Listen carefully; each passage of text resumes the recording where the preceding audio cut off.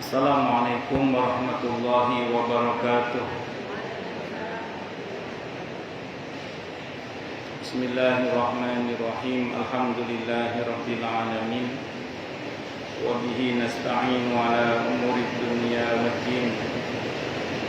Wassalatu wassalamu ala asyrafil anbiya'i wal mursalin.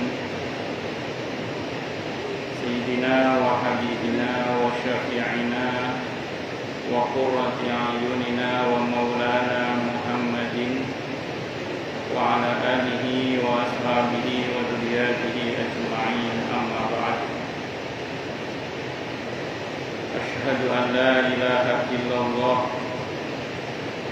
wa asyhadu anna Muhammadar Rasulullah wa ufawwidu amri ilallah. Innallaha basirun bil 'ibad. Hasbiyallahu la ilaha illa huwa alaihi tawakkaltu wa huwa rabbul arsyil 'azim. Qala Allah ta'ala fi kitabihil karim hikayatan an nabiyillah Musa alaihi salam. Rabbi shrah li sadri wa yassir li amri wahlul 'uqdatam min lisani yafqahu qawli. Para asatidzah, para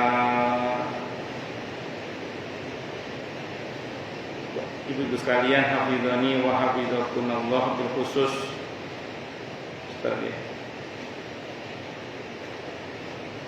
segenap pengurus majelis taklim, ibu-ibu Masjid At-Taqwa, yang semoga pengurusnya dan jamaahnya selalu dalam naungan rahmat, barokah, perlindungan serta bimbingan Allah Subhanahu wa taala. Amin, Allahumma amin, insyaallah. Dan tentu saya doakan semoga kemuliaan ibu-ibu sekalian selalu dijaga dan ditingkatkan terus oleh Allah Subhanahu wa taala sebagai seorang muslimah, sebagai seorang istri, sebagai seorang ibu, dunia hingga surga. Amin, Allahumma amin, insyaallah. Allahumma inna nas'aluka ilman nafi'ah wa rizqan thayyibah wa amalan mutaqabbalah wa fatahallahu lana futuhal arifin. Allahumma inna na'udzubika min 'ilmin la yanfa' wa 'amalin la yurfa' wa qalbin la yakhsha' wa du'a'in la yusma'. Allahumma ati anfusana taqwaha wa zakkiha anta khairu man zakkaha anta waliyuha wa maulaha. Amin, Allahumma amin, insyaallah. Masih melanjutkan kajian kita tentang kitab Riyadhus Shalihin karya Al-Imam An-Nawawi rahimahullah rahmatan wasi'ah wa rahimallahu ulama al-muslimin. Qala al-muallif rahimahullahu ta'ala wa nafa'ana bihi wa bi'ulumihi fid dharain amin. Bismillahirrahmanirrahim. Hadis yang kelima sekarang nggih. Wa an Abi Hurairah radhiyallahu anhu, dan diceritakan dari Abi Hurairah radhiyallahu anhu. Qala, beliau berkata, bala a'rabiyun, telah kencing siapa orang Arab kampung, fil masjidi, di masjid. Jadi ada orang Arab kampung kencing di dalam masjid. Dulu masjid nggak kayak sekarang, ada karpetnya, ada marmernya, ada keramiknya. Kalau dulu pasir langsung, padang berbatu atau tanah. Kalau dulu zaman Nabi, karena Mekah ya atau Madinah itu padang berbatu.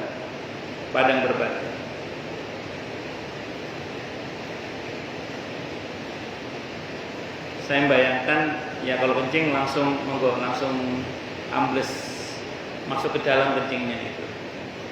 Monggo. Faqaman nasu, maka berdiri orang-orang ilaihi menuju kepada orang kampung tadi itu. Liyaqa'u fihi, mau dipukul. Jadi mereka manusia berdiri menuju ke orang kampung tadi mau dipukul. Gara-gara enggak sopan kencing di dalam masjid. Faqala an-nabiyyu, maka bersabda siapa nabi kita Muhammad sallallahu alaihi wasallam, da'uhu, biarkan dia. Wa ariqu ala baulihi sajlan min ma'in, dan tuangkan atas kencingnya itu satu timba air.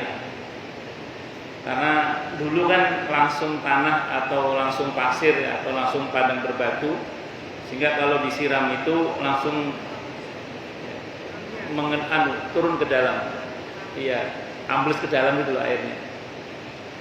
Kalau di masjid kayak begini ini, misalnya ada orang kencing, jangan langsung disiram gitu, nanti najisnya malah kemana-mana. Nah, yang betul adalah kalau dalam mazhab Syafi'i ya, dielap dulu najisnya sampai kering. Begitu kering, kan masih basah itu, sampai hilang bentuk, sampai hilang airnya, air kencingnya itu, biarkan sampai kering, baru disiram pakai air. Nah, itu baru suci. Itu caranya. Kalau di kasur anak kencing kompol bagaimana? Karena kasur itu dicuci juga berat, disemprot pakai spray itu, kan otomatis sudah masuk ke dalam ya. Biasanya tinggal basahnya aja itu. Kalau idealnya sih biarkan kering, tapi karena ini jenisnya mirip dengan ini tadi, dari arah permukaan disemprot pakai spray itu, otomatis kan kencingnya sudah masuk ke dalam. Atau ya kalau mau disiram, tapi kan nanti pas tembus ke bawah itu. Jadi mending diindonkan di dalam aja, semprot pakai spray itu. Nanti otomatis kencingnya itu turun ke dalam. Kalau kasur ya, kalau kasur. Kan kalau susah kan nyuci kasur itu, apalagi kasur dari spring bed atau dari apa satunya lagi itu kapuk. Kan berat kalau nyuci. Dan kalau habis cuci malah nggak karu-karuan betulnya. Dijemur nggak hilang najisnya, jadi hukmiyah. Nah, kalau mau dijemur gini dulu, semprot dulu pakai spray supaya kencingnya tenggelam ke dalam itu. Baru jemur agar permukaannya suci. Jadi kalau ada najis di dalam kan nggak ada masalah kalau di dalam itu. Itu seperti itu. Ngoten nggih? Disetrika berarti menghukmiyakan dulu tapi tidak menghilangkan najis. Oh iya, nyemprotnya itu yang menghilangkan najis. Kalau nyekanya itu hanya menjadikan kencing itu hukmiyah. Hukmiyah itu status hukumnya hukmi. Enggak najis tapi enggak kelihatan gitu. Jadi yang betul itu memang cara mensucikannya menggunakan air. Ya, jadi misalnya ini permukaan kencing yang di kasur ya. Kalau disemprot pakai air otomatis kan kencingnya masuk ke dalam kan. Ya sudah, berarti yang di dalam aja yang ada najisnya, tapi di luar kan tidak najis, tidak ada masalah. Karena dia sudah disemprot pakai spray tadi itu. Kalau mau pakai gayung nggak apa-apa, tapi pasti basah. Nah setelah disemprot itu baru dijemur, tidak apa-apa. Itu seperti itu. Wallahu a'lam bishawab. Yang mengatakan dengan dibakar suci itu Imam Hanafi. Jadi kalau mau pakai setrika tadi, misalnya, kalau pakai pendekatan mazhab Hanafi memang bisa menjadi suci. Tapi contoh yang Imam Hanafi pakai itu batu bata. Jadi yang Imam Hanafi kan berdalil kepada orang yang berdosa masuk neraka untuk disucikan.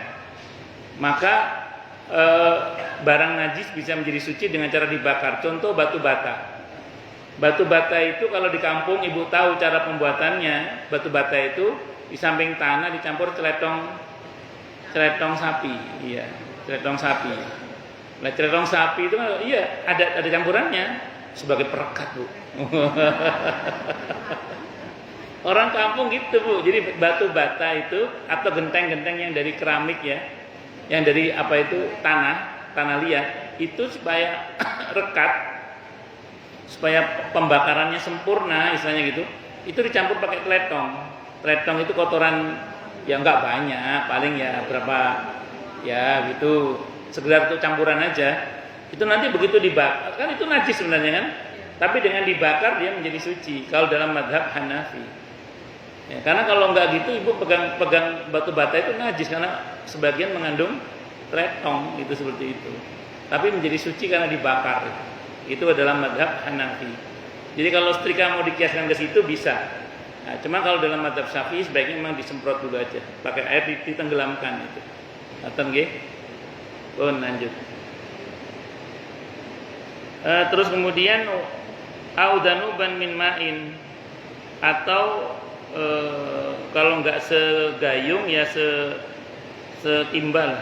Danuban ada yang mengatakan segayung. Kalau tadi kan setimba sejelan. Kalau danub kira-kira ya segayung lah.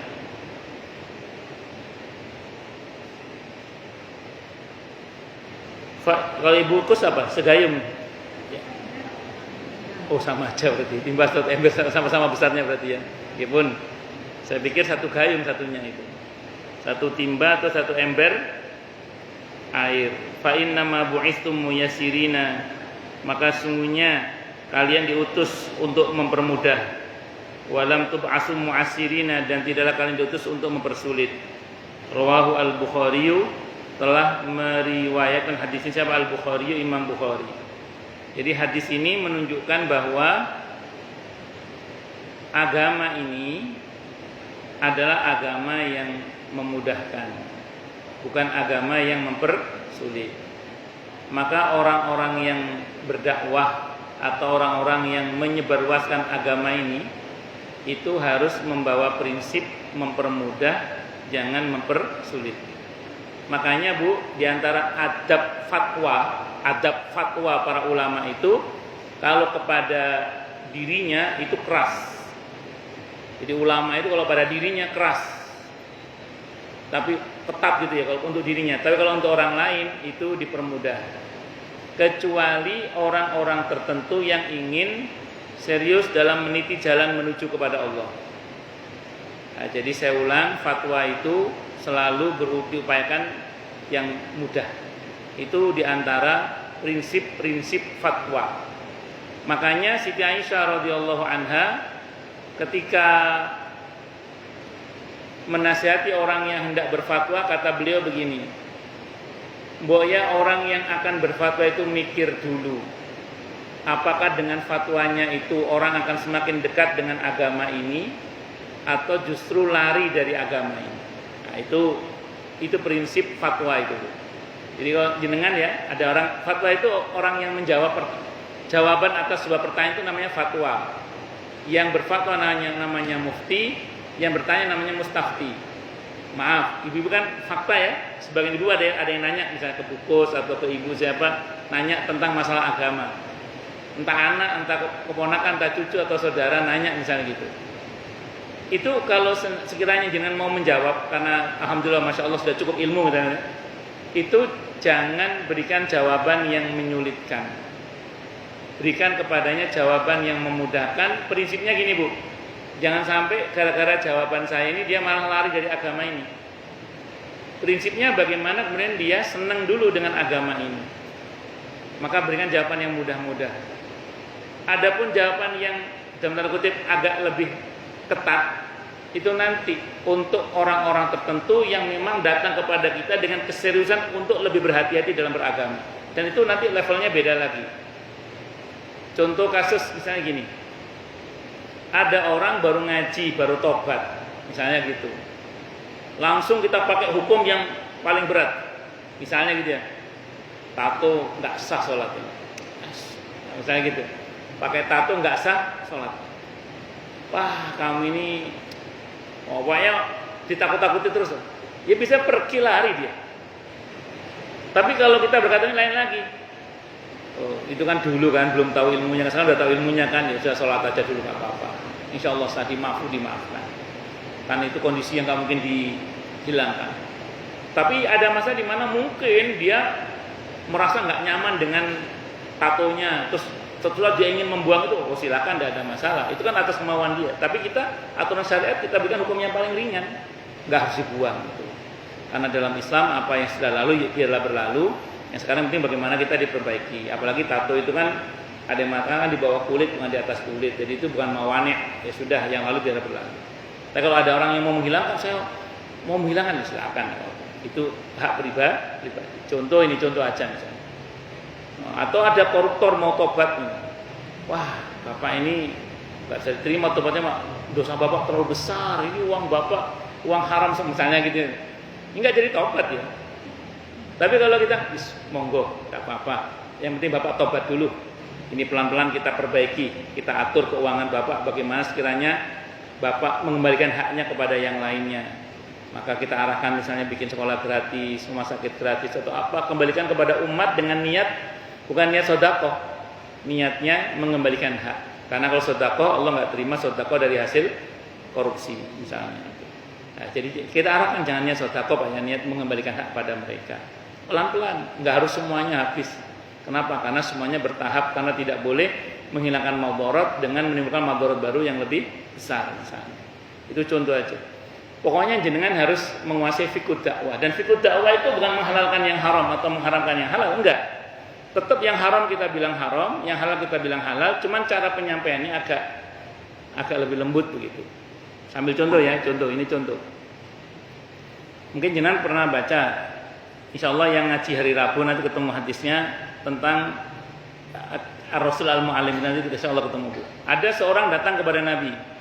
Dia bilang, "Aqamaqal ya Rasulullah, saya sudah masuk Islam, tapi zina hobi saya." Kenapa? Zina hobi saya. Bu, itu kalau nabinya saya mungkin tak kapuk lah ini. Tapi Nabi tidak, Nabi itu tidak. Nah, begitu dia ngomong zina hobi saya, tapi Nabi nggak ngomong isra popo, tapi di jarang-jarang ya, enggak, Nabi nggak gitu. Zina itu haram, tetap haram, tidak boleh, dosa besar. Artinya Nabi tetap tidak menghalalkan yang haram tetap haram, tidak dihalalkan oleh beliau. Tapi beliau tidak langsung ngomong gini, haram, masuk neraka. Kalau begitu lari, umat lari, wah Muhammad keasik apa ini? Tapi Nabi nggak begitu. Lihat kalimat beliau kemudian. Nabi nggak langsung ngomong haram. Nabi ajak berpikir dia. Bagaimana kalau ibumu ada yang menzinai? Saya bunuh dia ya Rasulullah. Mulai keluar taringnya kan dia. Kalau anak perempuanmu dizinai, wah saya bunuh dia. Saya bunuh. Marah-marah. Bagaimana kalau kakak adik perempuan kamu dizinai? Oh, saya bunuh dia. Saya bunuh. Marah-marah dia. Bagaimana kalau bibi kamu ada yang menzinai? Wah, saya bunuh. Marah-marah pokoknya dia. Terus kata Nabi begini, ketahuilah, kalau kamu berzina dengan seorang wanita, maka wanita itu kalau bukan ibu seseorang, atau anak perempuan seseorang, atau kakak atau adik perempuan seseorang, atau bibi seseorang. Lemes dia, baru ngeh dia. Bahwa ternyata kalau dia berzina dengan seorang wanita, maka wanita yang dia zina itu kalau bukan ibu seseorang, atau mungkin anak perempuan seseorang, atau kakak adik atau adik perempuan seseorang, atau bibi seseorang. Diam dia, kata Nabi, udnu, sini mendekat kata Nabi. Maka dipukul dadanya oleh Nabi, Allahumma ati nafsahu taqwaha wa zakkiha anta khairu man zakkaha anta waliyuha wa maulaha. Bersama Nabi diruqyah suruh mangap, ditiup mulutnya itu oleh Nabi. Terus kemudian selesai itu dia pergi sambil berkata, ya Allah, perbuatan zina yang tadinya paling aku sukai, sekarang perbuatan yang paling aku benci. Artinya Nabi tetap mau ngomong itu haram, cuman nggak langsung ngomong haram, agak muter gitu loh. Itu namanya fiqh dakwah namanya. Bisa dipahami nggih? Itu namanya fiqh dakwah namanya. Nah, fiqh dakwah itu prinsipnya kita ini bagaimana caranya orang yang akan kita beri nasihat tentang agama itu dia nggak lari gitu loh, gitu, supaya dia nggak lari dari agama ini. Nah, tapi ada fenomena menarik di Jawa Timur itu ada dua orang kiai yang karakternya itu berbeda. Yang pertama Allahyarham Kiai Wahab Hasbullah, yang kedua Kiai Bisri Sansuri. Allahyarham. Nah, beliau berdua ini punya karakter fatwa yang berbeda. Tapi nanti kita temukan titik temunya ya. Kalau Mbah Wahab, Kiai Wahab rahimahullah itu kalau ngasih fatwa selalu pakai hukum yang paling ringan. Hukum yang paling ringan dia. Hukum yang paling ringan. Kalau Mbak Bisri itu pakai hukum yang paling tinggi. Orang nanya hukum, kasih hukum yang paling tinggi oleh beliau. Suatu saat ada orang yang nanya, Kiai ke Mbak Wahab, kenapa panjenengan kalau ngasih fatwa ke orang-orang itu ngasih fatwa yang ringan-ringan? Kata beliau, saya lebih suka orang itu tetap beragama walaupun dengan pilihan hukum yang paling ringan, daripada saya kasih yang paling berat terus dia malah keluar dari agama ini, menyimpang dari agama ini. Itu jawaban beliau. Kalau Mbak Bisri ditanya, Yai, kenapa panjenengan kok kalau fatwa itu ngasih hukum yang paling top, paling keras, paling ketat, kok nggak paling ringan? Apa jawaban beliau? Masyarakat itu suka nawar, kata beliau. Saya kasih hukum yang paling tinggi, nanti kalau dia nawar, paling nggak kan turunnya nggak jauh-jauh, kata beliau. Itu kata Kiai Bisri. Masing-masing punya spiritnya sendiri-sendiri. Makanya saya pribadi memegang prinsip, berusaha memegang prinsip, kalau ada orang nanya dalam masalah apapun terkait dengan agama ini, merujuk pada etika dalam berfatwa tadi itu, saya biasanya berusaha untuk memberikan pilihan hukum yang ringan. Walaupun nanti kalau ada gejala dia semangat, kadang saya tawarkan hukum yang lebih berhati-hati, supaya monggo lebih berhati-hati. Monggo Bu. Napa Bu? Apa? Oh, baik. Kalau dogma itu kayak semacam doktrin ya.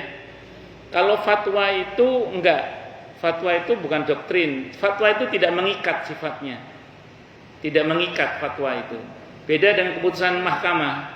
Kalau keputusan mahkamah itu mengikat. Tapi kalau keputusan fatwa itu tidak mengikat. Makanya gini, kadang seorang mufti itu kalau ditanya, misalnya gini, ada orang nanya ke Said Muhammad Alawi Al-Maliki rahimahullah, beliau bermadzhab Maliki, tentang, ya Syekh, boleh enggak saya zakatul fitri pakai duit?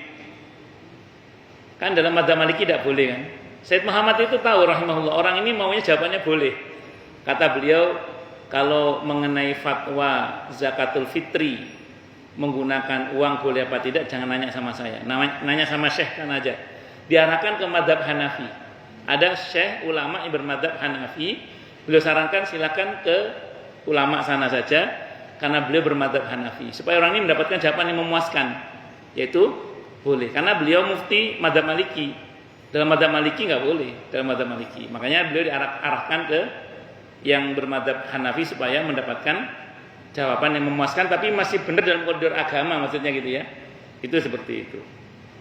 Wallahu a'lam bishawab. Kalau saya biasanya sering bilang gini, ada yang nyangkut apa sih?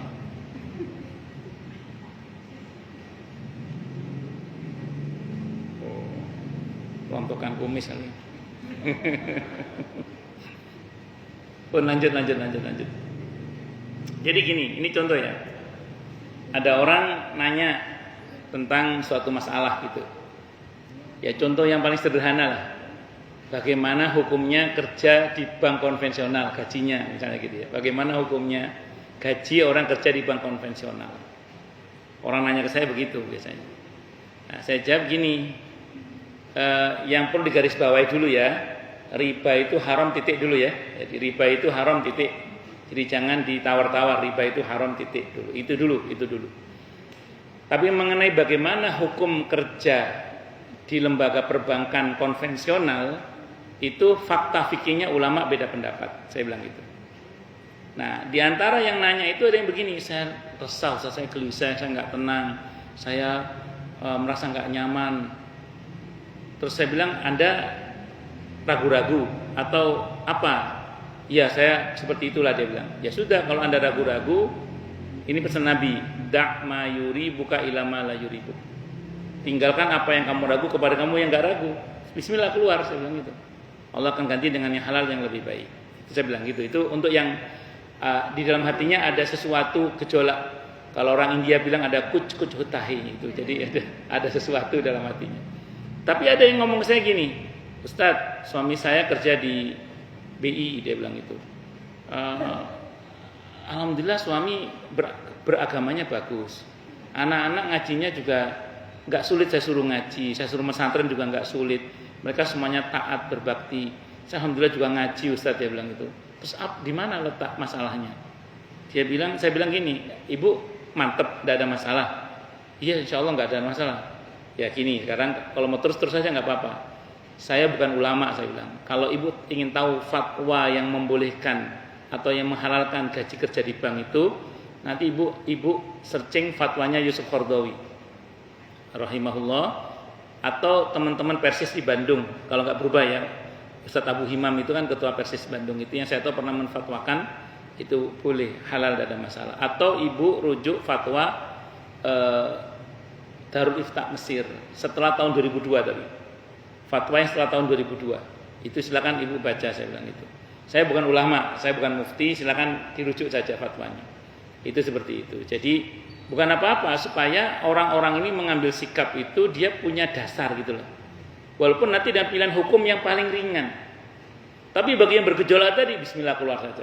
Kalau Anda tidak tenang, bismillah. Karena perintah Nabi kan begitu. Da'ma yuribuka ila ma la yuribu. Tinggalkan apa yang kamu ragu kepada yang kamu tidak ragu. Bisa dipahami ya maksudnya ya. Nah, ini fatwa kayak gitu, Bu. Jadi dia nggak mengikat sebagaimana keputusan mahkamah. Kalau keputusan mahkamah dia mengikat. Kalau misalnya orang yang diputusi oleh mahkamah itu mangkir, dia berhak menggunakan alat negara untuk mengambil tindakan atas orang itu. Kalau di Mesir itu contohnya dulu gini, nggak tahu sekarang masih ada apa nggak di Mesir itu. Misalnya ada kelompok tertentu dinyatakan sesat oleh para mufti. Ada kelompok tertentu dinyatakan sesat oleh para mufti. Itu nanti diputus di mahkamah. Berdasarkan fatwa para ulama, diserahkan ke mahkamah. Nanti mahkamah yang memerintahkan aparatur negara untuk mengeksekusi paham sesat itu. Biasanya begitu. Itu seperti itu. Wallahu a'lam bishawab. Kalau di Indonesia itu ada istilah bakor pakem apa namanya itu, yang di kejaksaan itu bakor pakem apa, saya nggak paham itu. Yang untuk menyatakan kalau paham sesat maka harus ditutup itu seperti itu. Wallahu a'lam bishawab. Cuman kan sekarang sebagian kan berbau politik. Ya wallahu a'lam bishawab. Kita tidak tahu itu urusan mereka masing-masing. Ngoten nggih Bu nggih. Jadi kalau fatwa sama keputusan mahkamah itu berbeda, sama asuransi itu karena itu muamalah, hukum asalnya adalah boleh hingga ada dalil yang melarangnya. Apa yang menyebabkan asuransi itu terlarang? Kalau mengandung unsur pertama maisir, perjudian. Yang kedua kalau mengandung unsur riba. Yang ketiga mengandung unsur gharar, penipuan. Yang ketiga mengandung unsur perkara-perkara yang batil. Nah, kebanyakan yang dilarang itu kan karena mengandung unsur gharar itu sama riba. Ada mengandung unsur riba dan gharar itu. Kalau riba itu bagi yang melarang ya kebanyakan. Karena kan ada model asuransi itu kalau nggak bayar premi hangus. Nah, yang model-model begitu. Tapi kalau sama dengan nabung dan investasi semirip itu, ada yang mengatakan tidak apa-apa karena tidak ada yang hilang gitu. Dan kalaupun misalnya dia sesuatu tidak bayar, tidak hilang uang itu, cuman ya keluarnya nanti nggak seberapa gitu aja. Nah, dan nanti kalau misalnya uang nggak kepake sampai meninggalnya atau apa, uang itu masih bisa keluar sebagai kayak tabungan gitu. Wallahu a'lam. Kalau begitu yang mengatakan tidak apa-apa. Terus kemudian mengandung gharar itu majhul akibah, nggak jelas. Jadi karena nggak jelas maka terus kemudian ada yang melarang. Ya saya nggak tahu dunia asuransi. Jadi yang paling aman itu kalau ibu mau cari yang seperti nabung dan investasi. Jadi kalau yang model seperti itu insya Allah aman insya Allah ya. Jadi yang sama dengan nabung dan investasi. Itu pun ada yang mengatakan kalau kita ingin tahu asuransi yang bagus kan jangan nanya ke asuransinya, tapi nanya ke rumah sakit katanya. Mana asuransi yang klaimnya itu yang bagus itu. Karena pernah ada jamaah saya, dia ikut asuransi yang labelnya syariah, itu klaimnya ruwet itu, ribet itu, sampai terucap kata-kata yang kan bikin malu orang Islam kalau begini. Itu seperti itu. Makanya tanya ke rumah sakit aja mana asuransi yang memang amanah dan klaimnya itu cepat. mudah dan cepat gitu seperti itu. Allah. Mengenai mazhab, apa kita boleh tidak konsisten? Misalnya kita kan rata-rata mayoritas Indonesia mazhabnya Syafi'i ya. Nah terus contoh nih misalnya tadi pas zakat kita menggunakan uang, padahal uang itu bukan Syafi'i gitu. Harusnya mungkin beras. Nah boleh nggak akhirnya kita nggak konsisten, nggak Syafi'i aja, atau kita kalau bertemu secara tidak sengaja bersentuhan dengan lawan jenis tapi tidak ada kesengajaan itu nggak batal. Tapi kalau Syafi'i itu kan batal. Nah itu gimana kita, apakah karena misalnya kita dalam hal susah ngambil ujungnya akhirnya kita nggak pakai Syafi'i, pakainya yang itu nggak sengaja, jadi kan kita bukan mazhab Syafi'i itu. Nah, itu gimana? Terus baik. Saya mau jawab secara umum dulu ya. Talfik itu mencampurkan beberapa pendapat dalam satu qadhiyah, dalam satu ketentuan. Kayak sholat, wudu dan batalnya tadi misalnya. Itu ulama berbeda pendapat. Jadi ada yang mengatakan tidak boleh, ada yang mengatakan boleh. Yang mengatakan tidak boleh itu karena dikhawatirkan terjadi tatabu rukhas, ngambil enaknya tok. Tapi berarti gini, kalau tidak ambil enaknya tok dalam konteks di mana ini sulit bagi saya, jadi terpaksa saya pakai yang ini. Maka kalau itu pertimbangannya, atau dalam pertimbangan saya memilih ini karena sependek yang saya pahami ini lebih kuat dasarnya dibandingkan yang lain atas pertimbangan para ulama juga maksudnya ya. Maka itu boleh, tidak ada masalah. Contoh. Saya secara pribadi kan bermadzhab Syafi'i. Saya pribadi bermadzhab Syafi'i. Nah, dalam hal batalnya wudu, saya lebih condong ke Hanafi sebenarnya. Dalam hal batalnya wudu. Tapi saya berusaha konsisten dengan madzhab Syafi'i saya. Tapi ada masa di mana kadang saya terpaksa pindah madzhab, misalnya gitu. Jadi artinya saya bukan karena enaknya, bukan, tapi saya tetap berusaha konsisten dengan madzhab Syafi'i saya. Bahwa suatu saat saya misalnya terkondisi dalam kondisi di mana aduh ini kalau saya wudu lagi masyaqqat sulit ini. Udah saya terpaksa pakai yang ini aja lah misalnya. Maka itu silakan, tidak ada masalah. Jadi pertimbangannya bukan karena ambil enaknya, tapi kondisi yang menuntut saya untuk misalnya memilih pendapat yang lain. Tapi sebenarnya Bu, dalam mazhab Syafi'i sendiri kalau sentuhan nggak sengaja kulit ketemu kulit dengan bukan mahram yang lawan jenis yang bukan mahram itu tidak batal sebenarnya. Karena dalam fikih mazhab Syafi'i itu yang batal itu kalau sengaja bersentuhan. Kulit ketemu kulit dengan laki-laki atau perempuan, laki-laki dan perempuan yang bukan mahram. Tapi kalau misalnya yang bersangkutan itu nggak sengaja itu nggak batal. Kenapa? Saya baca dalam fikih mazhab Syafi'i dalam Fathul Mu'in yang saya baca saat itu, orang yang nggak sengaja kesenggol atau disenggol lawan jenis kulitnya itu boleh pilih dia apakah batal atau tidak. Jadi ada istilah lamis, orang yang menyentuh, ada malmus, orang yang disentuh. Nah, orang yang menyentuh dengan sengaja itulah yang batal. Tapi yang disentuh boleh pilih batal atau tidak karena dia statusnya malmus. Jadi dia orang yang disentuh atau tersentuh gitu. Makanya saya kalau kesenggol sama lawan jenis kulit ketemu kulit kalau nggak sengaja ya saya terus saja. Kenapa? Karena dalam mazhab Syafi'i masih ada peluang untuk tidak batal. Itu seperti itu sebenarnya. Wallahu a'lam bishawab. Tapi kalau saat ihram di Mekah itu terutama saat tawaf, kadang ada ibu-ibu pegang tangan saya, minta dibarengin tawaf, ya udah saya pegang, kan sudah sepuh beliau. Ya sudah. Tadi ada emak-emak itu udah ibu-ibu udah sepuh. Itu gondelan tangan saya, ya sudah, masa saya lepas. Ya biar aja. Dan lagi pula insya Allah nggak syahwat. Tapi memang kalau di pusaran Ka'bah itu nggak tahu gimana, kayaknya nggak normal sih. Iya, nggak batal. Iya karena terpaksa juga kan saya. Dan memang dari apa? Iya nggak tahu kenapa kayak nggak normal aja itu. Kayak nggak normal aja kalau di putaran, iya. Kalau pas di pusaran Ka'bah itu kayak nggak normal aja itu. Wallahu a'lam bishawab. Saya kira itu. Ya tetap yang ganteng kelihatan ganteng, yang cantik tetap kelihatan cantik. Cuman kayak qadarullah kayak nggak normal gitu, kayak nggak biasanya gitu loh. Gimana Bu? Kenapa Bu? Bang muamalah syariah. saya pernah dengar ceramahnya Pak Syafi Antonio, hafizahullah, beliau cerita. Jadi sebenarnya sampai detik ini itu belum ada perbankan syariah yang 100% di seluruh dunia, itu tidak ada bahkan. Ya, yang ada itu hanya pengalihan dari riba yang besar ke riba yang lebih kecil, itu aja. Itu aja. Kalau yang murni itu tidak ada. Jadi kalau ibu nanya ke saya, sebenarnya saya pernah dengar di podcastnya ex-banking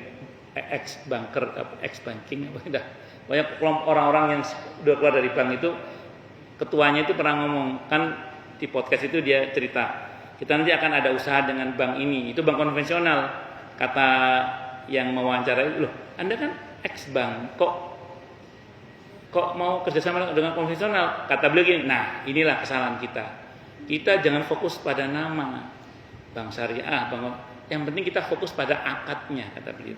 Jadi walaupun kita nanti kerjasama dengan bank konvensional, akadnya akan kita buat yang sesuai dengan aturan syariat. Itu kata orang ex-bank itu. Dia orang bank, tapi udah keluar dari bank dan bikin komunitas, ada komunitas ex-bank itu kan. Itu seperti itu. Wallahu a'lam bishawab. Pun lanjut, diskusinya panjang ya. Butuh 5 SKS. Tapi saya ulang, saya bukan mufti. Dan nanti nanya sama fatwa, sama majelis fatwanya masing-masing. Monggo, Bu.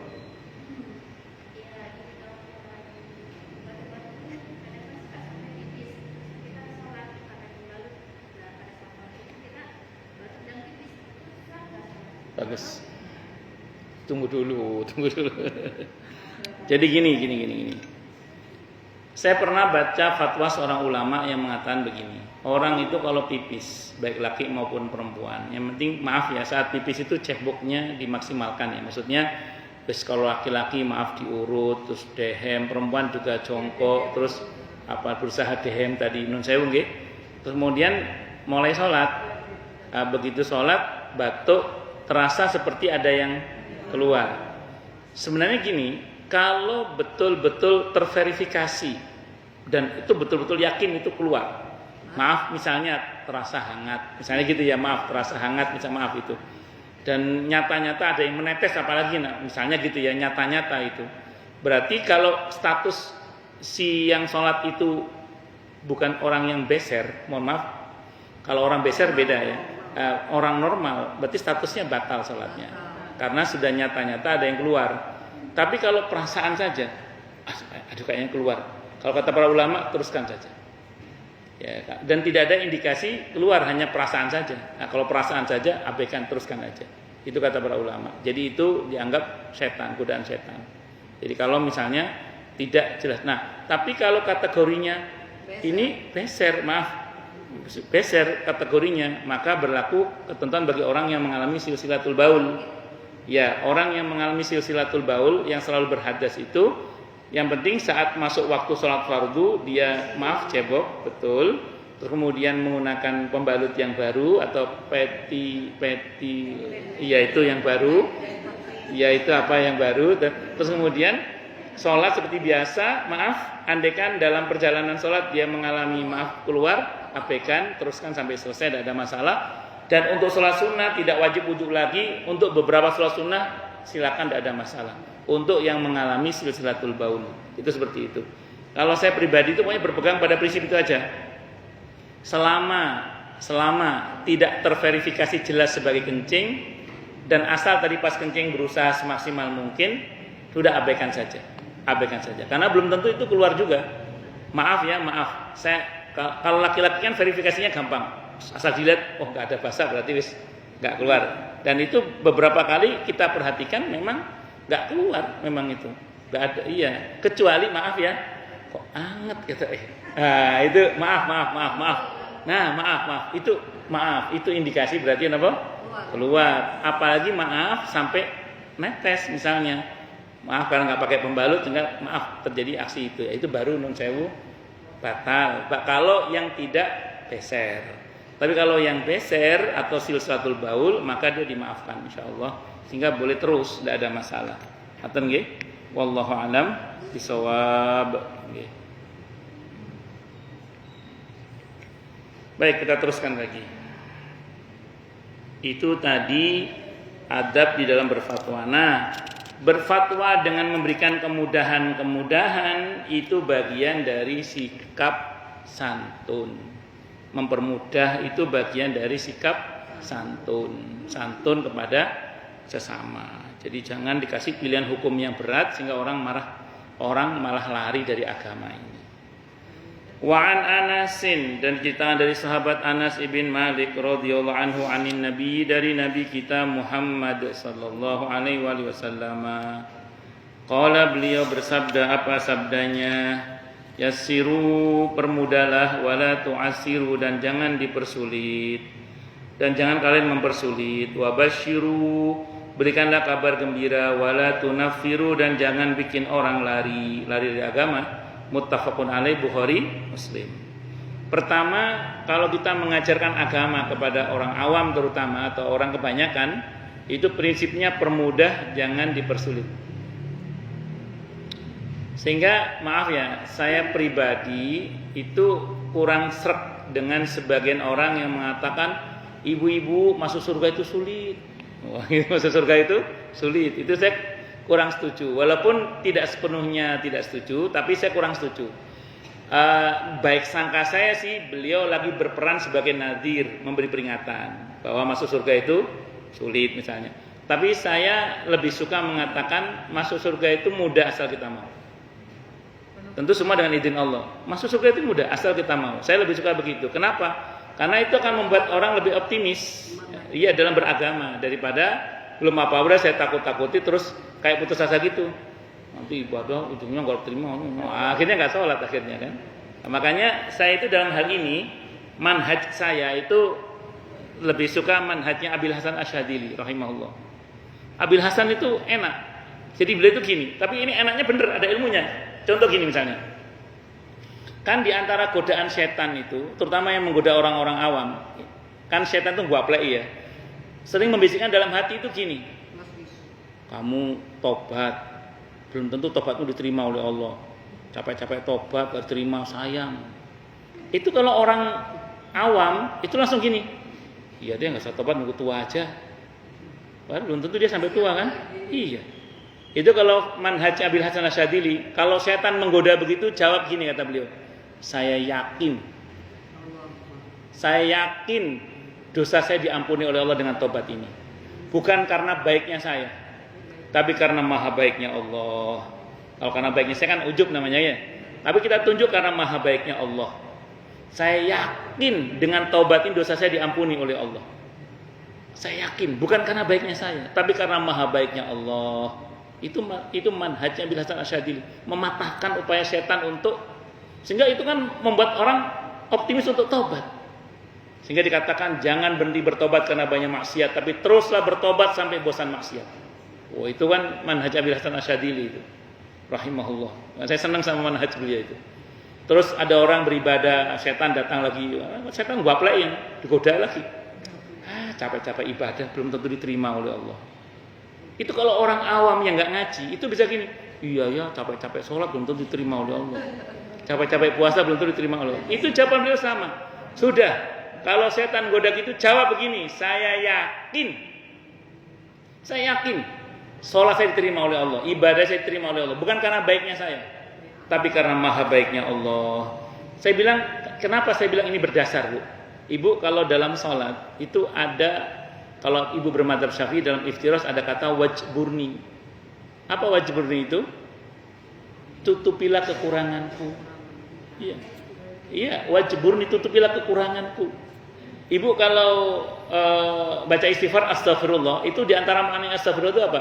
Di samping aku mohon ampun padamu ya Allah, astagfirullah itu diantara maknanya, ya Allah tutupilah kekuranganku juga. Astagfirullah itu diantara maknanya. Dan kita bersyukur punya Allah yang punya sifat asyakur.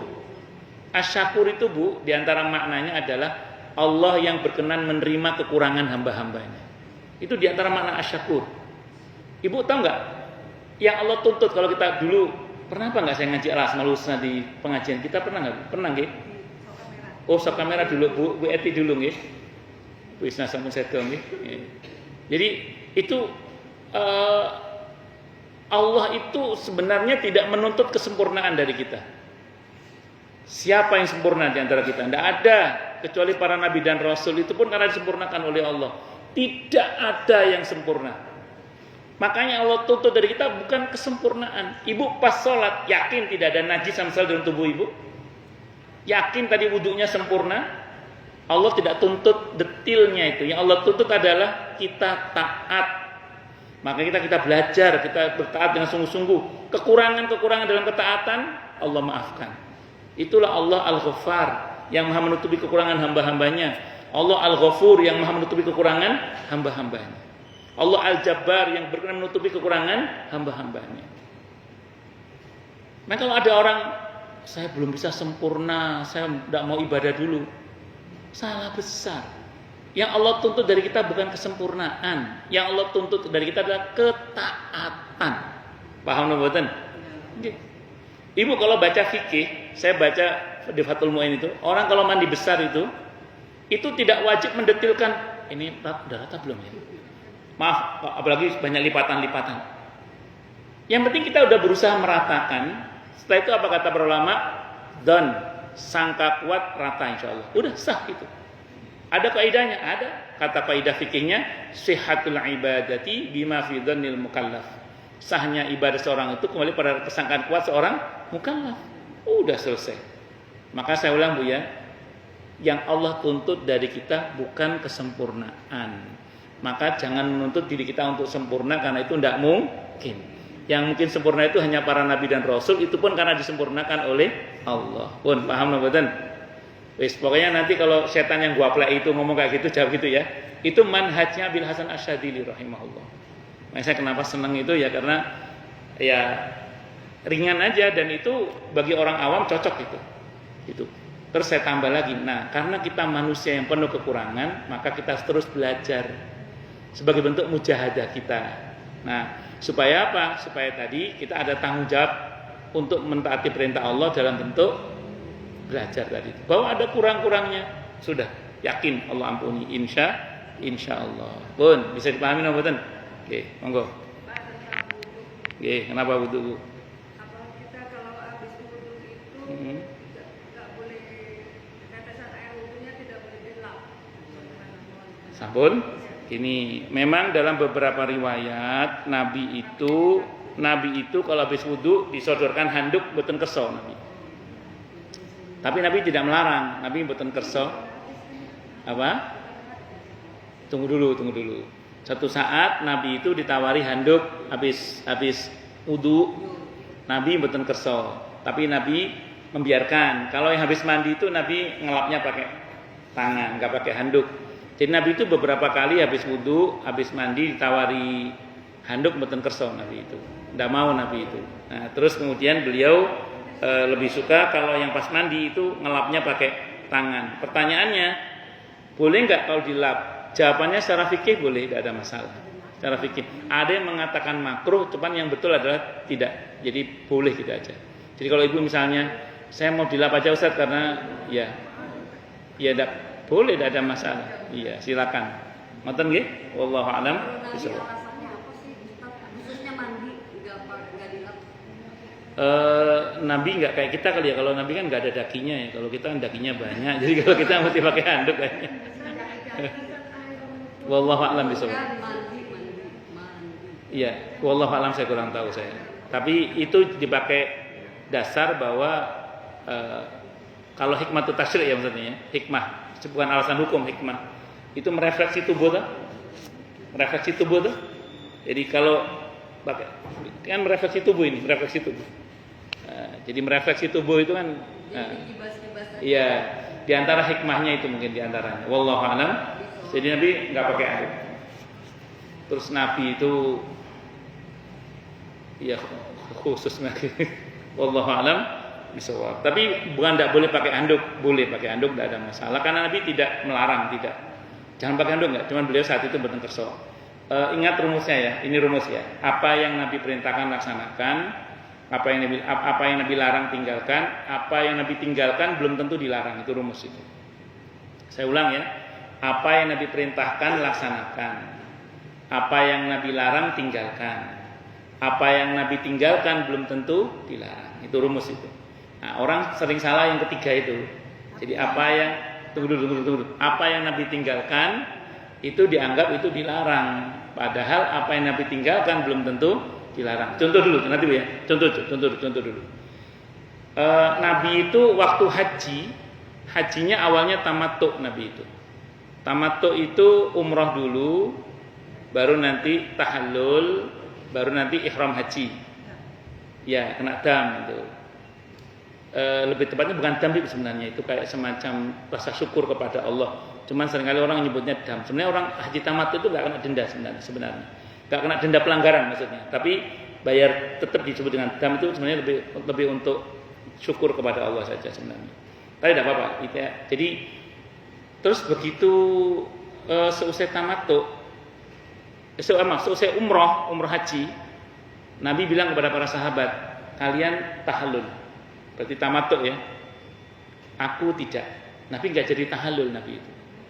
Kata Nabi, aku lanjut haji. Jadi kiron berarti Nabi itu, hajinya kiron. Kenapa? Karena aku membawa binatang hajiku dari Madinah. Nah, jadi aku lanjut kiron, kalian tamattu. Lihat, Nabi perintahkan sahabat untuk tamattu. Nabi meninggalkan tamattu, pilih kiron. Pertanyaannya, tamattu boleh enggak? Bukan cuma boleh, malah Nabi puji sebagai haji yang paling bagus. Tamattu itu haji yang paling bagus kata Nabi Muhammad. Tapi Nabi sendiri kiron. Berarti apa? Apa yang Nabi tinggalkan belum tentu dilarang. Bisa dipahami? Satu dulu. Contoh yang kedua.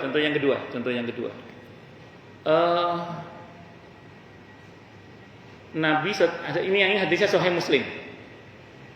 Ketika Siti Aisyah radhiyallahu anha minta sholat di dalam Ka'bah. Terus kata Nabi ajak sholat di Hijr Ismail kemudian. Kata Siti Aisyah, ya Rasulullah, saya maunya di dalam Ka'bah. Bukan di sini di dalam Ka'bah. Kata Nabi, ini sudah di dalam Ka'bah. Hijr Ismail itu sudah di dalam Ka'bah. Tadinya bangunan Ka'bah itu ada hadis Sahih Muslim ya apa? Ini tadinya sebegini bentuknya ini elip. Makanya kan Hijr Ismail melingkar gitu ya. Jadi Ka'bah itu tadinya bentuknya bukan kubus, tapi elip.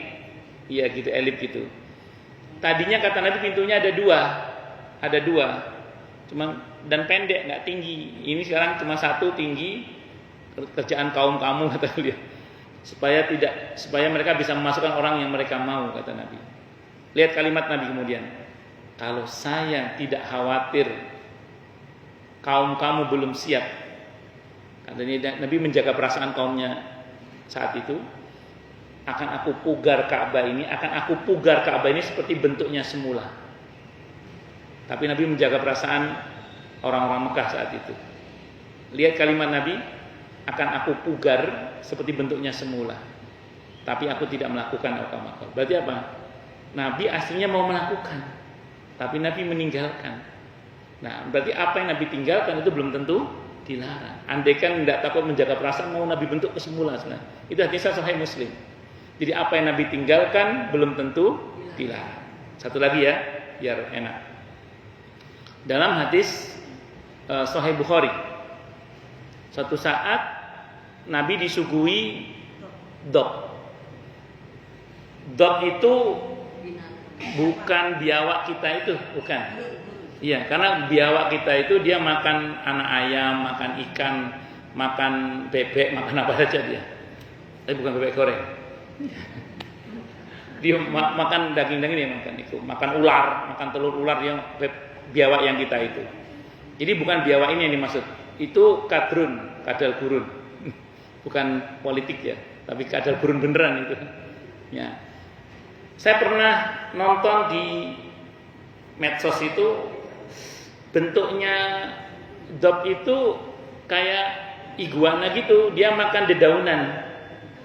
Kayak iguana gitu, dia makan dedaunan ya, kayak kadal gurun, dia makan dedaunan, enggak makan daging, dia makan dedaunan, kayak iguana. Tahu iguana ya? Bukan iguana. Iguana makan dedaunan. Iya kadal tapi makan dedaunan, bukan makan daging dia. Itu dog itu. Pas disuguhi makan dog itu Nabi mboten kersa. Hadis Bukhari itu, Nabi tidak mau. Tidak mau, boten kersa itu tidak mau. Terus kata Khalid bin Walid radhiyallahu an, ya Rasulullah, apakah haram? Apakah dilarang maksudnya gitu? Apakah haram, apakah dilarang? Kata Nabi tidak. Hanya saja kaumku tidak biasa makan dok. Jadi saya ulang, apa yang Nabi tinggalkan belum tentu dilarang. Hadisnya Bukhari itu.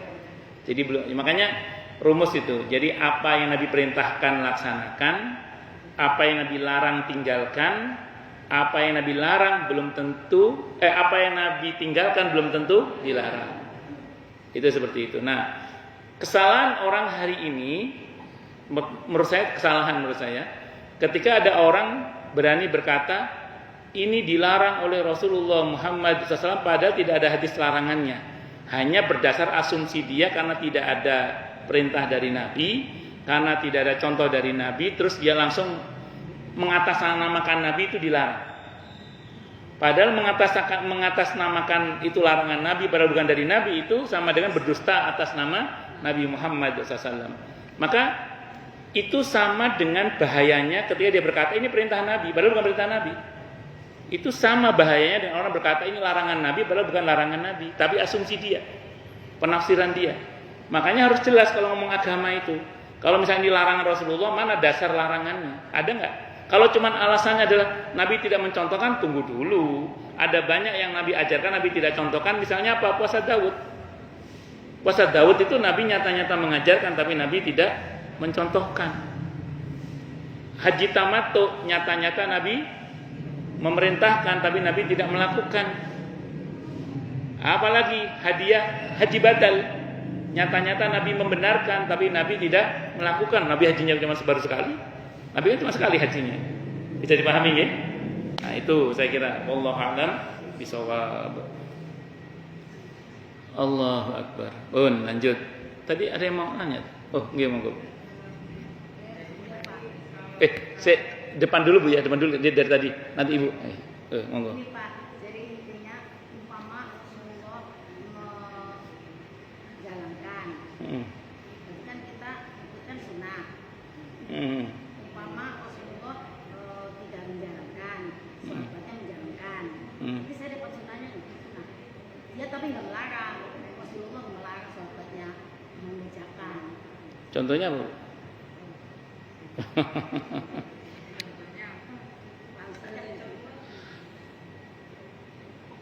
Nabi mengerjakan, terus Nabi maksudnya seperti yang kasus yang ini, yang Nabi tidak melakukan, terus berarti dilarang. Terus kalau kita melakukan yang tidak dilarang, apakah kita dapat pahala sunnah? Oh, tergantung apa yang Ibu lakukan.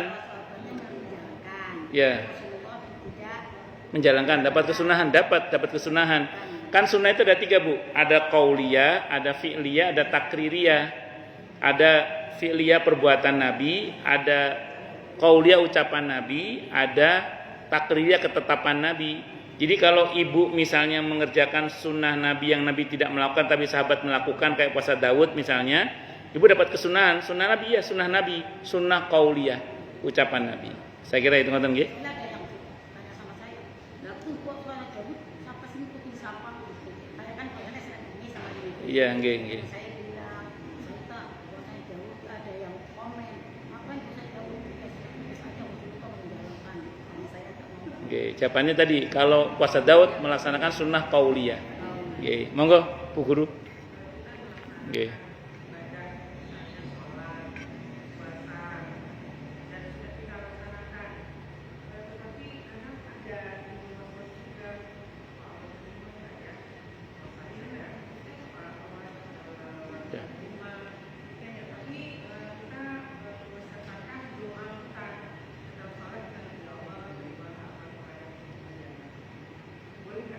Bagus.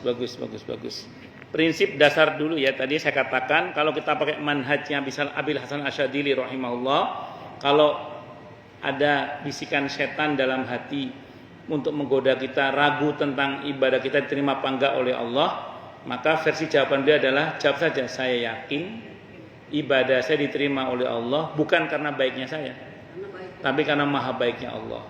Terus kita terus sambil belajar, ingat rumusnya tadi, Allah tidak menuntut kesempurnaan dari kita, yang Allah tuntut ketaatan kita.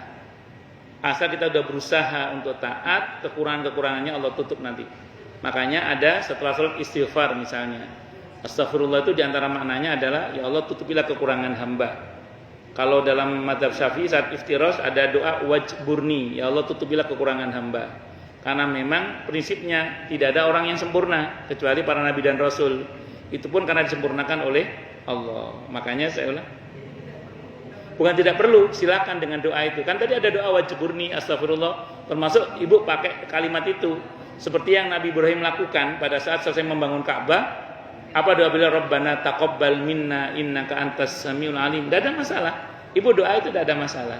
Jadi sangat tidak ada masalah. Yang saya maksud tadi itu adalah jangan terbawa arus setan yang kemudian berkata begini tadi, kayak orang awam yang tidak berilmu itu, dia mengatakan, iya ya, kalau ujungnya nggak terima, buat apa saya sholat? Udah nggak usah sholat. Nah gitu. Itu yang kesimpulan yang keliru itu. Makanya supaya tidak mengambil kesimpulan yang keliru, maka dijawab oleh Abi Hasan Asyadzili rahimahullah, yang manhaj beliau itu seperti tadi itu. Saya yakin ibadah saya diterima oleh Allah bukan karena baiknya saya, bukan, tapi karena maha baiknya Allah. Boleh, iya, tidak apa-apa. Enggak lah. Ibu mohon kan untuk memantapkan hati toh. Iya, makanya tadi Ibu sudah benar maksud saya. Saya mengulang tadi itu untuk menguatkan kembali bahwa kita yang penting fokus pada jawaban itu.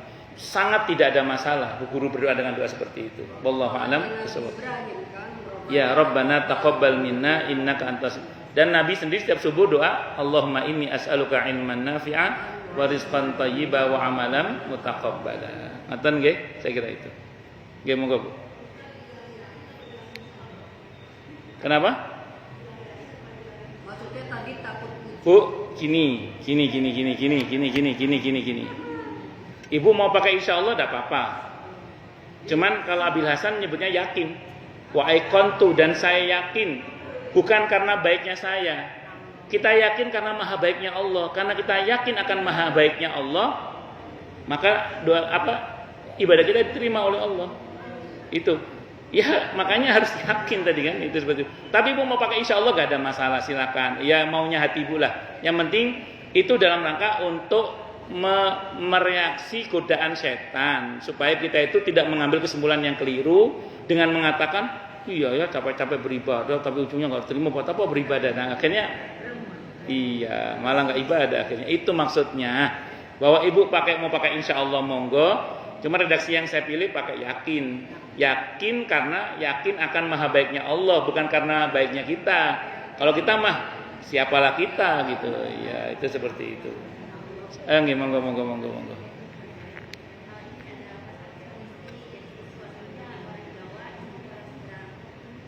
Seberang mana dulu ini?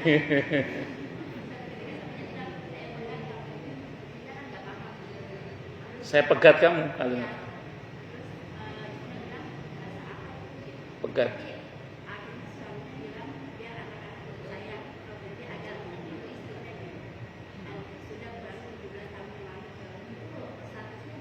Bagus. Jelek. Maaf. Ya bagus pertanyaannya, tapi kasusnya kurang bagus. Jadi gini. Ya enggak, ini nggak apa-apa, saya mau terangkan. Ini masalah hukumnya, saya terangkan. Ada seorang suami, dia Jawa. Pegat itu istilah Jawa ya. Iya. Ini orang Jawa. Istrinya orang luar Jawa. Suatu saat suaminya ngomong, kamu tak pegat. Kamu saya pegat gitu ya. Awakmu tak pegat. Nah, si istri nggak paham pegat itu apa. Nah, terus kemudian rupanya terpahamkan gara-gara suaminya mengatakan anak-anak semuanya ikut saya. Oh, maksudnya cerai berarti. Nah, itu jatuh nggak hukum talaknya? Ini rumus. Hadisnya riwayat Al-Hakim diantaranya, dan beberapa ulama yang lain yang saya tahu, ada 4 ulama yang lain kalau saya nggak salah yang meriwayatkan hadis ini. An-Nasai juga, maksud saya juga Al-Hakim, An-Nasai, Al-Hakim itu mengatakan gini, salasun jidduhun najiddun wa hazluhun najiddun. Ada 3 hal benerannya jadi beneran, main-mainnya jadi beneran. Nikah, talak, rujuk. Saya ulang, nikah, tolak, rujuk. Ini benerannya jadi beneran, main-mainnya jadi beneran. Nah, talak itu dibagi dua. Ada talak sharih, ada talak kinayah. Kalau talak sharih itu eksplisit, tegas. Kamu saya cerai, kamu saya talak, kamu saya pegat. Pegat itu talak terjemahan itu sharih. Dan menggunakan past tense, bukan nanti kamu saya cerai loh ya. Itu present continuous tense. Mudhari enggak sah itu. Tapi kalau gini, past tense, kamu saya cerai, kamu saya talak. Jatuh talak saya padamu sekarang. Harus past tense. Enggak boleh present continuous tense. Nanti kamu saya cerai loh. Enggak boleh present continuous tense, enggak boleh mudhari, enggak boleh mudhari. Enggak akan datang, enggak boleh. Nanti kamu saya cerai loh. Nanti itu enggak sah. Tapi kamu saya pegat. Itu tegas itu. Itu ikrar itu. Itu jatuh talaknya mau main-main mau sungguh-sungguh. Kalau dalam mazhab Syafi'i tidak ada ampun, baik istri haid atau istri tidak haid. Itu kalau dalam mazhab Syafi'i. Kalau pakai disiplin mazhab ini, suami mengatakan talak itu, kalau sampai masa iddahnya habis, berapa masa iddahnya? 3 kali masa suci kalau dalam mazhab Syafi'i. Kalau sudah menopause 3 bulan. Rata-rata 3 bulan 10 hari. Kalau sampai lewat 3 bulan 10 hari, tidak ada kata-kata dari suami, "Mah, ayo kita rujuk." Istri mengatakan, ya. Berarti kalau tidak ada kata itu, berarti diper 3 bulan 10 hari atau diper 3 bulan kalau menopause, atau kalau terhitung 3 kali masa suci, diper itu statusnya bukan lagi suami istri. Sudah putus sebagai suami secara agama ya, saya ngomong secara negara, sudah putus sebagai suami istri. Maka kalau suami mengatakan ke suami, "Mah, kita rujuk mah." Sudah lewat waktu itu, tidak ada pilihan, harus akad baru. Harus akad baru, wali baru, saksi baru, mahar baru, minta baru maharnya. Itu akad nikah lagi. Kalau mau kembali sebagai suami istri. Kecuali dalam kurun waktu 3 bulan atau 3 bulan 10 hari atau 3 kali masa suci itu, suami menyesal mengatakan, "Mah, ayo kita rujuk." Oke. Nah, sampai situ berarti kembali sebagai suami istri. Karena ada rujuk di waktu masa iddah. Tapi kalau di luar masa iddah, kemarin ada yang nanya ke saya. Mohon maaf, saya tidak tahu siapa yang nanya, apa orang sini. "Ustadz, suami mengatakan talak 1. Mah, kamu saya talak 1. Tapi sampai sekarang saya masih melayani suami saya, ngasih makanan, ngasih minuman, tinggal serumah. Apakah boleh Ustadz?" Saya jawab, boleh. Karena masih talak 1. Tapi bolehnya hanya 3 bulan 10 hari tadi. Atau 3 kali masa suci, atau kalau menopause 3 bulan saja. Setelah 3 bulan kalau tidak ada kata rujuk dari suami, harus pisah. Kenapa? Karena bukan lagi sebagai suami istri. Kecuali kok istriku melayani terus nyesel, "Mah, rujuk mah." Ya aja. Kalau rujuk berarti kembali sebagai suami istri dalam satu masa iddah itu. Bisa dimengerti Bu ya? Itu seperti itu. Kalau pakai madhab Hanafi, itu begini kalau madhab Hanafi. Kalau pas suami mengatakan talak saat itu, kamu tak pegat, kok istri sedang haid, maka jatuh kata talaknya, tapi tidak jatuh hukum talaknya. Namanya tolak bid'i namanya. Kalau dalam mazhab Hanafi tidak jatuh hukum talaknya, tapi jatuh kata talaknya, tapi tidak jatuh hukum talaknya. Kenapa? Karena istri sedang haid.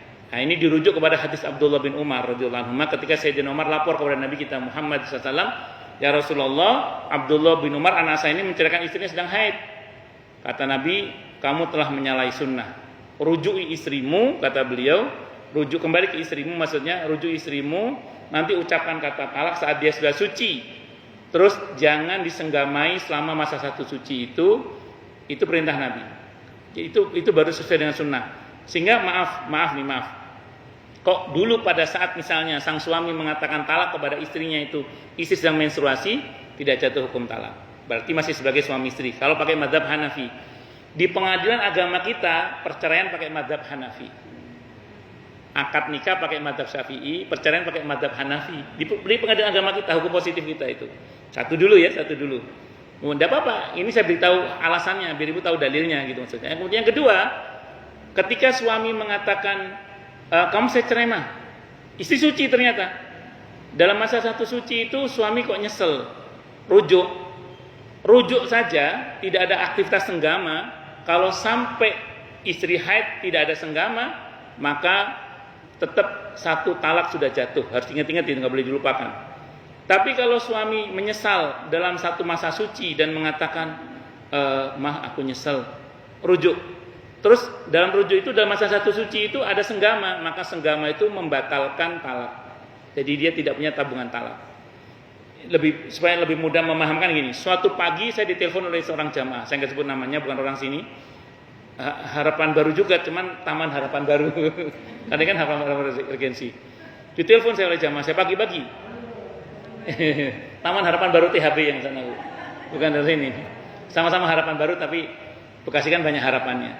Nah terus ini kisah nyata. Ditelepon saya pagi-pagi oleh jamaah saya, Ustadz, tadi malam saya berantem hebat dengan suami, sampai keluar kata-kata talak dari suami. Bagaimana Ustadz status hukumnya?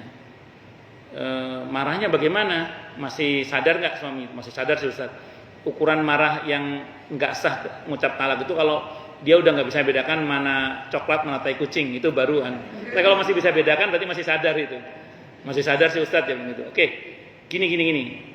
Suami keluar kata talak, bagaimana kalimat talaknya? Udah, kamu saya cerai. Banyak keluar kata-kata cerai begitu. Oke, sorry ya, jelas, clear. Jatuh hukum talak. Pertanyaan berikutnya sekarang, ibu sedang haid atau suci? Suci Ustaz. Oke, jatuh hukum talaknya sudah. Terus lanjutannya apa? Tapi pagi ini, di loudspeaker suaminya denger itu. Jadi, tapi pagi ini suami saya nyesel Ustaz. Dia minta maaf. Dia mau rujuk. Saya bilang gitu. Oh ya sudah, rujuk, tidak ada masalah. Pertanyaan saya sama ibu sekarang, ibu mau rujuk saja atau mau membatalkan talaknya? Emang bisa dibatalkan Ustaz? Kayak seneng banget itu. Bisa, saya bilang, bisa. Bisa pakai madzhab Hanafi, tapi saya bilang gitu. Saya terangkan pakai madzhab. Itu caranya gimana Ustaz? Suami rujuk, terus maaf, tidak cuma rujuk, senggama. Dalam masa satu suci ini ibu senggama, saya bilang gitu. Maaf, ini real pertanyaannya. Kalau sore nanti gimana Ustaz? Kan suami mau kerja. Oh iya, enggak apa-apa, saya bilang enggak apa-apa, saya bilang gitu. Ini saya serius ini. Saya bilang enggak apa-apa, karena suaminya mau kerja katanya. Ya sudah enggak apa-apa, sore nanti saya bilang gitu, enggak apa-apa, saya bilang gitu. Yang penting dalam masa satu suci gitu. Oh enggak, saya berani ngomong karena ada suaminya di loudspeaker kan enggak ada fitnah kan, ada suaminya. Boleh enggak apa-apa. Terus saya ngomong gini terus. Bu, kalau sore nanti kan maaf Bu, ya kan Ibu habis berantem. Sayangnya ibu kepikiran. Kalau kepikiran kan biasanya kadang menstruasi. Takutnya menstruasi kan. Orang kalau kepikiran kadang menstruasi kan. Saya khawatir ibu terjadi menstruasi. Terus gimana Ustaz? Alah sebentar, saya bilang gitu. Sebentar saya bilang. Saya tidak tahu bagaimana tindakan lanjutannya. Pokoknya saya bilang sebentar, saya bilang. Itu kalau dalam madzhab Hanafi, tolak bid'i itu membatalkan talak, sehingga dia dianggap ada jatuh kata talaknya tapi tidak jatuh hukum talaknya. Kalau dalam madzhab Hanafi itu ada begitu. Maka di pengadilan agama kita itu pakai itu. Makanya kalau mau ikrar talak kan ditanya, ibu suci atau haid gitu. Dan dalam satu quru itu hanya satu talak. Misalnya ada seorang suami marah sama istrinya, "Mah, kamu saya cerai." Itu tetap jatuh satu itu. Walaupun ngomong, "Mama, kamu saya cerai." Tetap jatuh satu. Kenapa? Karena dalam masa satu suci. Nah, tapi kalau madzhab Syafi'i begitu, itu bisa ditafsirkan talak bain kubra udah itu. "Mah, kamu saya cerai." Itu bisa talak bain kubra itu. Walaupun ada yang mengatakan tidak, tapi itu ada yang mengatakan begitu juga. Nah, makanya saya ulang, kalau ikut madzhab Hanafi, kalau si istri tadi masih ingat bahwa saat itu kayaknya lagi menstruasi deh, berarti nggak jatuh hukum talaknya. Berarti sampai sekarang masih statusnya masih sebagai suami istri. Tapi kalau dalam keadaan menstruasi dong, karena kan nggak sah. Ya tapi tetap seorang suami tidak boleh gegabah mengatakan hukum talak, kata talak, karena takutnya jatuh hukumnya itu aja sih, ngerinya gitu aja. Saya kira itu Bu, wallahu a'lam bishawab. Ya saya kira itu. Suaminya marah lagi, itu berarti talak dua ya Ustaz? Iya, kalau dalam madzhab Syafi'i iya. Kalau kan dia udah rujuk. Iya. Suatu saat beberapa bulan kemudian marah lagi, ngomong cerai lagi, berarti itu udah talak dua. Iya, kalau dalam madzhab Syafi'i ya, kalau dalam madzhab Syafi'i. Kalau dalam madzhab Hanafi ada rinciannya tadi, kalau madzhab Hanafi. Cukup dulu ya. Kita tutup dengan hamdalah. Alhamdulillahirabbil alamin. Semoga kajian kita bisa bermanfaat, mubarakah fi dini wa dunya wal akhirah untuk kita, keluarga kita dan seluruh umat Islam semuanya. Dan mudah-mudahan kita semua dijadikan oleh Allah sebagai orang-orang yang sukses dunia akhirat, selamat dunia akhirat, bahagia dunia akhirat, dan dipermudah urusan kita oleh Allah di dini wa dunia wal akhirah. Semoga Allah limpahkan hidayah selalu untuk kita, semoga Allah tingkatkan selalu hidayah untuk kita, dan semoga Allah berikan hidayah untuk siapapun yang melihat kita. Subhanakallahumma bihamdika asyhadu an la ilaha illa anta astaghfiruka wa atubu ilaik. Sallallahu alaihi Muhammad wa ala alihi wasallam. Saya mohon maaf. Assalamualaikum warahmatullahi wabarakatuh.